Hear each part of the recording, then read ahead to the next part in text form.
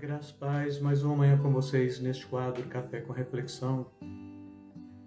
E hoje eu quero estar trazendo para vocês Isaías capítulo 6 como uma mensagem de reflexão. E esta mensagem eu quero estar abordando o conceito da adoração verdadeira em cima desta passagem, em cima desta visão que o profeta teve, mas, sobretudo, trazendo a compreensão de que a adoração ela é uma reação de uma revelação manifestada. Outra vez, adoração é a reação de uma revelação manifesta ou manifestada.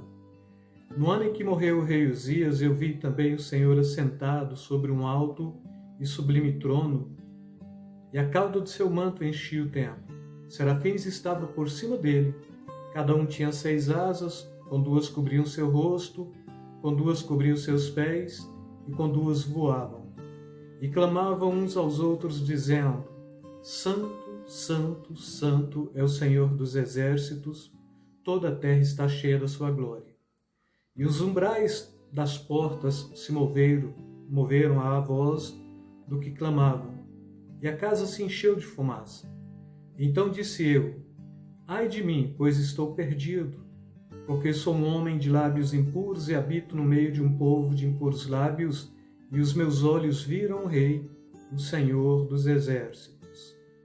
Porém o dos serafins voou para mim, trazendo na sua mão a brasa viva, que tirara do altar com uma tenaz, e com a brasa tocou a minha boca e disse: eis que isto tocou os teus lábios, e a tua iniquidade foi tirada, e expiados os teus pecados. Depois disto ouvi a voz do Senhor que dizia: a quem enviarei, e quem há de ir por nós? Então disse eu: eis-me aqui, envia-me a mim. Esta passagem ela traz justamente este conceito do profeta, que eu diria que é o seu chamado mesmo para o ministério profético, não é? Ele contempla a revelação da glória de Deus, e quando ele contempla esta revelação da glória de Deus, ele reage a isso. Agora, a forma que ele reage é que de fato tem que trazer a relevância de toda esta revelação, porque ele vai reagir em cima de 2 pautas, não é? A gente vai trabalhar 4 aspectos, mas 2 pautas principais. Primeiro, ele vai compreender o seu estado de miserabilidade, o seu estado de pecador, o seu estado de impureza ante a santidade assombrosa de Deus, e posteriormente ele cai em si, compreendendo toda a estrutura dos seus pecados, confessando seus pecados. É a segunda proposta disso daqui, não é? A primeira, a manifestação da glória. A segunda, o reconhecimento do estado de miserabilidade. A terceira questão, ou a terceira pauta que a gente pega desta revelação mesmo, é que quando ele confessa arrependido e conhece a sua condição de pecador, com o reconhecimento e a confissão, vem os atos divinos da purificação e do perdão. Então, um anjo vai até o altar ali com a tenaz e pega uma brasa, toca nos seus lábios e propõe que então ele estava sendo naquele momento purificado, e esta purificação era uma purificação de fato e de verdade para santificação e para consagração na adoração daquilo que seria o ministério deste profeta.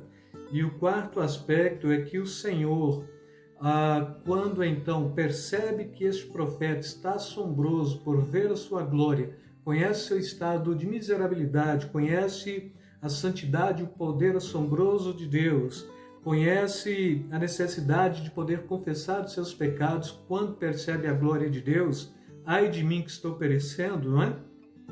Sou um pecador e habito no meio de um povo de impuros lábios também. Com isto vem o perdão, e mediante o perdão a gente vai pegar um outro conceito desta passagem bíblica também, né? Que eu diria o quarto conceito mesmo. O Senhor revela os seus planos e necessidade de um mensageiro, e quando ele revela a quem enviarei, a quem há de ir por nós, este profeta ele traz uma reação, e esta reação ela é o ápice da adoração mesmo, daquele que se propõe como alguém que está se consagrando ao Senhor, se dedicando ao Senhor integralmente, e quando ele traz este ápice desta reação, não resta outra coisa senão propor: eis-me aqui, envia-me a mim. E quando a gente para analisar esta revelação, irmãos, o próprio profeta ele está aqui assombroso. É preciso morrer aqui um rei, e este rei era alguém que tinha um vínculo muito forte, porque o profeta Isaías ele profetiza num período de 4 reinos diferentes, e por ele ser um homem que estava envolvido bem mesmo com a corte de Israel, então ele era aqui um estadista, alguém que conhecia bem do Estado, que conhecia bem da política de Israel, mas que era um homem também de Deus, mesmo sendo nobre, filho de nobre, conhecendo a corte de Israel, passa por estes 4 reis, e neste último aqui, a Bíblia está falando que ele só consegue perceber a glória de Deus, poder de Deus, quando o rei Uzias morre, e é quando então ele tem este desvincular da corte, para então assumir esta postura de um profeta, de um adorador, de alguém que estaria tendo esta consciência de levar a palavra do Senhor, de pronunciar a palavra do Senhor, de proclamar a palavra do Senhor para os povos. E aí, neste conceito, a gente vai perceber o que de fato é adoração, porque adoração é nada mais, nada menos do que a reação de uma revelação recebida. Então você não pode adorar aquilo que não for revelado a você. Você não pode adorar se não teve um aspecto da revelação primeiro. Por exemplo, a mulher samaritana em João 4, 23 e 24, né? Ela só adora Jesus depois do próprio Jesus se manifestar a ela, se revelar a ela, se propor como Messias, e é quando então o próprio Jesus está falando para ela: e a hora vem, já chegou, em que os verdadeiros adoradores adorarão o Pai em espírito e em verdade, é que ela cai em consciência acerca da adoração necessária para com aquele homem.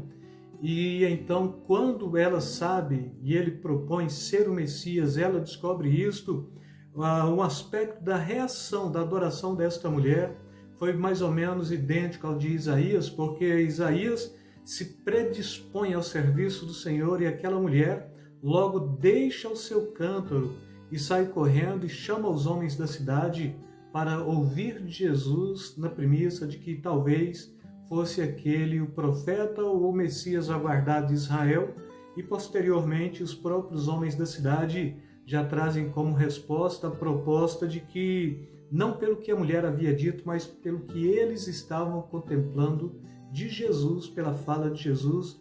Então a adoração ela sempre será alguma coisa que deve ser autêntica, por isso é que a Bíblia está falando em espírito e em verdade, pois quando há uma revelação, você pode reagir a esta revelação adorando, e adorando em cima desta revelação autêntica. Agora, não é uma revelação, deste ponto de vista, que a gente costumou trazer para dentro das igrejas hoje, né? Um irmão que teve uma visão, o outro teve uma profecia, o outro teve uma revelação, mas esta revelação é da própria palavra de Deus, é o próprio Senhor falando com você. E aqui o que a gente vai compreender, Deus falando com o profeta Isaías, e posteriormente João 4:24, o próprio Filho de Deus, Jesus, como Salvador, como Messias, né? Como aquele que veio para remir e redimir, falando para aquela mulher também. E assim, a minha proposta para vocês neste dia: pratique a capacidade de reagir mediante a revelação. Agora, como é que você vai fazer isso? Adorando. Glorifique o nome santo do Senhor, adore o nome santo do Senhor. Esteja na presença deste que tudo pode, deste que tudo providenciou para a sua salvação, para a sua remissão.